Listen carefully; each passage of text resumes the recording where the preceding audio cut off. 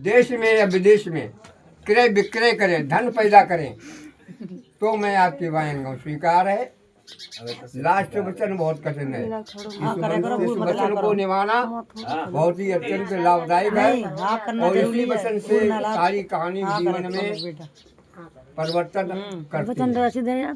सातवां वचन लास्ट है कि अत्यंत भावना, सुनो भैया, अत्यंत भावना एवं कामना होने पर भी पराई स्त्री का सेवन न करे तो मैं आपकी वायंगा स्वीकार है।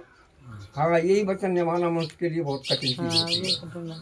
तो 7 वचन दे दिए शंकर जी पार्वती को। तो कि ये वचन जब स्वीकार हैं, जब हमारे मन के हिसाब से आप रहोगी तब तो स्वीकार है, था स्वीकार नहीं है। सही बात। तो शंकर जी कहने लगे कि देखो, औरत को एक उद्यान नाम कहते हैं आधी रात को, एक उद्यान नाम कहते हैं दोपहर को, और एक उद्यान नाम कहते हैं बगीचे को। स्त्री को कदा भी अकेले घर से बाहर नहीं जाना चाहिए। तो पार्वती जी ने तर्क कर दिया कि स्वामी, किसी प्रकार से दैवयोग से घर में कोई घटना घट जाए तो क्या अपना शरीर उसमें प्राण दे देना चाहिए। तो वहाँ पर कहा उन्होंने शंकर जी ने कि आपत्तकाले बेमर्यादा नाचते। आपत्तकाल में अगर मर्यादा भंग होती है तो उसमें कोई दोष नहीं होता है, बार बार नहीं जाना चाहिए। स्वीकार किया तुम्हें यहाँ करना पड़े। अगला वचन है मदवाने नशा।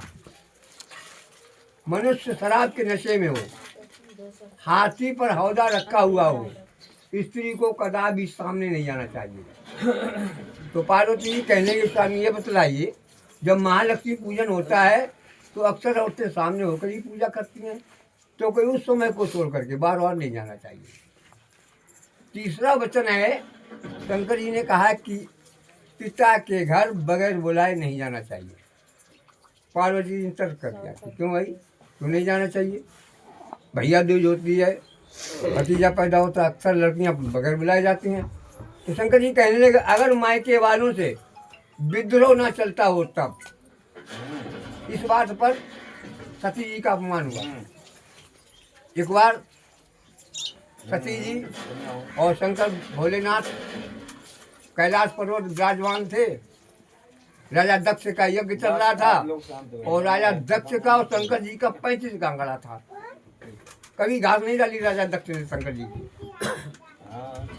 तो उन्होंने जब यज्ञ किया तो पूरे विश्व में निमंत्रण दे दिया, परंतु शंकर जी को निमंत्रण नहीं दिया। ऐसी लीला सामने आई कि जिसमें पार्वती ने इस